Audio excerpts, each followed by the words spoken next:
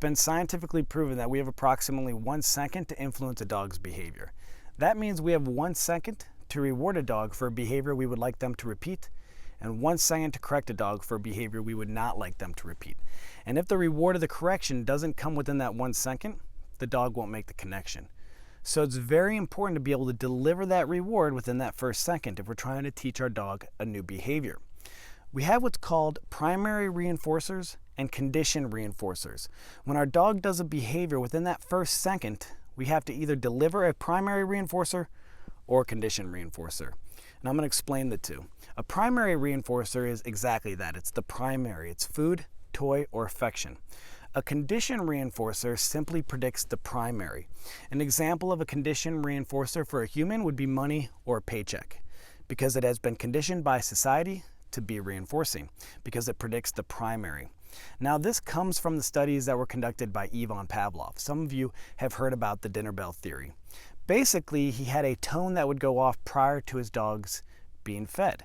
And after a certain amount of repetitions, when the dogs heard the tone, they would begin to salivate because they knew at that point the food was on its way. And again, he called this classical conditioning. Well, if you think about it, all he did was he renamed a word. And the word that he renamed was predictability.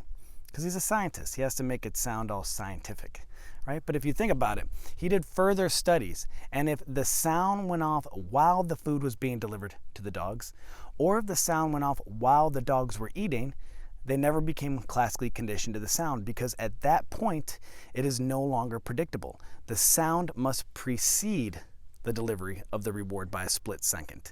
Here's an easy way to remember this. Imagine I put a blindfold on you, and I took a stick, and I said, I'm going to take this stick, and I'm going to swing it at your head. But before I do, I'm going to say duck.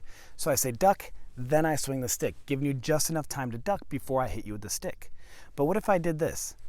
Duck. You would get hit every single time and you would never be able to learn. And it's the same with our dogs. When we are using a sound as a condition reinforcer, because it predicts the reward, it has to do just that. It must predict it. So the sound must precede the delivery of the reward by a split second. Here's an exercise I want you guys to practice before working with your dog or puppy. And this is going to add a lot of value to your training, and it's going to increase the speed in which your dog learns. I guarantee it. What I want you to do is I want you to figure out what sound you want to use as a condition reinforcer. This is the concept of clicker training, but it's just a sound. It doesn't have to be a clicker. If you want to use a clicker, excellent. Go grab yourself a clicker and you can use that. If you want to use your voice, a lot of trainers will use the word yes, for example. Now, before starting this training, understand two things that made clickers so successful. One, the click always sounds the same. Click, click, click. It doesn't change. If you're going to use your voice, try your best to be consistent at the way you make your yes sound, or whatever sound it is that you decide to use. So for me, I use yes and I say it just like this.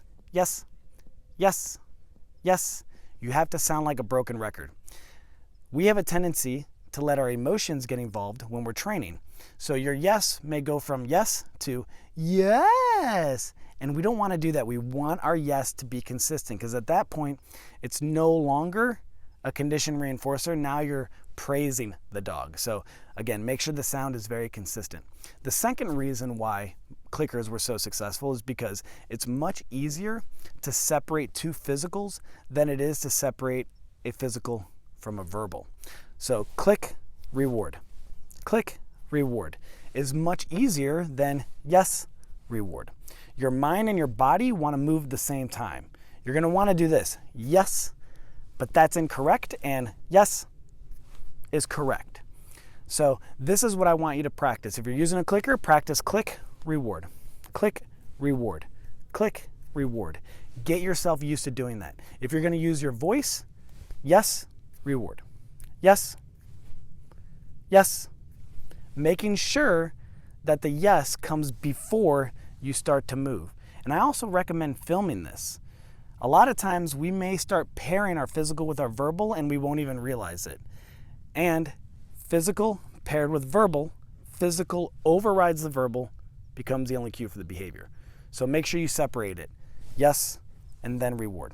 And when we're conditioning our dogs to the sound, we want to make sure that we start to move, or we start to deliver the reward within a second after we make the yes sound or the clicker. So it has to go just like this. Yes, then you have to start to move immediately after. You can't have too long of a pause. It cannot be yes, and then deliver. That's too long. And also, you want to change the way you're doing it. So what I mean by that is you don't want to be so consistent with yes, reward, yes, reward. You might do yes, reward, yes, reward, yes, reward, yes, reward. So you're going to space it out a little bit so the dog doesn't just figure out this pattern and no longer pay attention to the yes or whatever sound it is that you're using, because they realize that the food is just going to come every second. Okay? Now, once your dog is conditioned to the sound, then it becomes a very powerful tool, because you no longer have to reward your dog within a second of them doing a behavior you're trying to capture. All you have to do is mark it with your marker. Okay, so this is also called loading the marker. That's what some people call it, loading the marker, getting the dog conditioned to the marker, and it's also known as engagement training, which is what I like to call it. We get our dog engaged and we teach them the marker. So once they're conditioned to the marker, this is a question I ask everybody. How long do you have to deliver the primary reinforcement to the dog after you make the marker sound? So after you say yes, and the dog's conditioned to it, so they know that they're going to get a reward, how long do you have to get the reward to the dog before we lose that connection? And a lot of people will say 1 second, and it's not the case. You have as long as the dog is paying attention.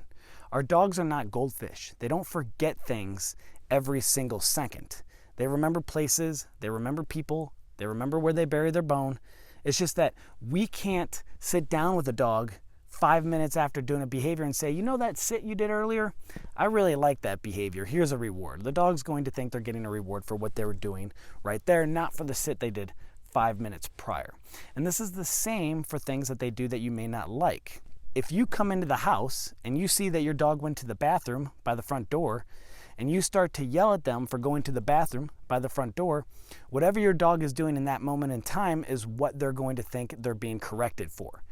Now, they're going to remember that they went to the bathroom by the front door, but they're not going to know that's why they're being punished. Another great way to see this from a human perspective is, imagine that you're a prisoner in a different country. You don't speak the language. And you have your little prison cell and you have your bathroom in that prison cell. And you use that bathroom every single day.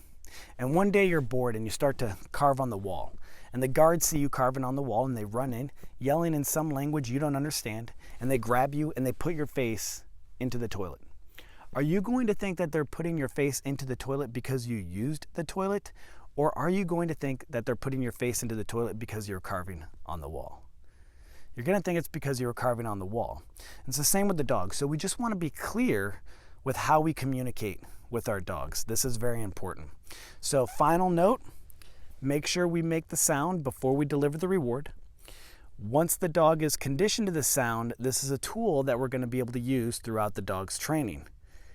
And we have as long as it takes to deliver the reward to the dog after we use the marker, as long as the dog is paying attention to what's going on. So continue to practice this, get it down, make sure it's muscle memory, and it's going to make your whole training process way easier.